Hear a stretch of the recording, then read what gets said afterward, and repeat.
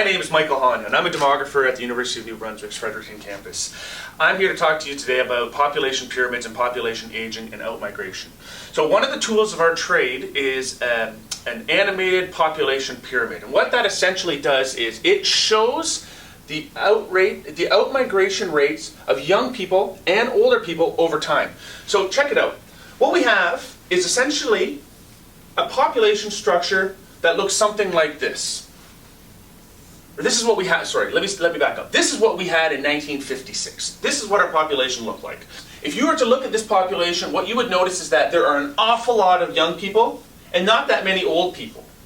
So, what that means is that we have to think about what we're going to do to provide services to all of these young people. We have to think about how we're going to develop our labor market, how we're going to build schools, how we're going to make a society that these people are going to want to live in as they get older. Watch what happens as we advance the slides beyond 1956. So every year, as you would expect, every year each of these people gets 1 year older. But what that means is that they start to think about increasingly what their adult lives are going to look like.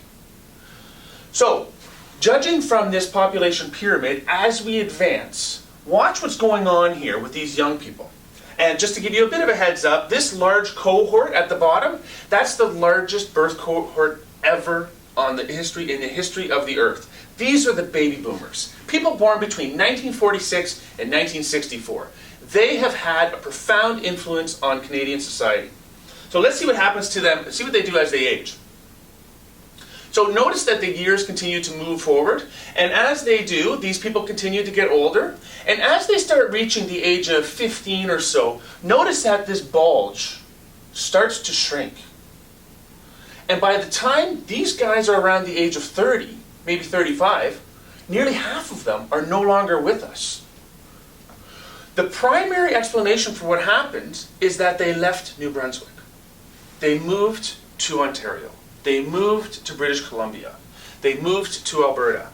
Even more than that, however, they moved to Toronto, Vancouver, Calgary, Edmonton. Why did they make that decision? Where did they go? Was it something that had been decided upon early on, or is it something that unfolded over time? Was it a push factor or a pull? These are the things we don't know anything about. So we want you to tell us what you're thinking about and how you're envisioning your adult lives as you move forward, because we want to know if there's anything that we can do to lead you to consider to stay here.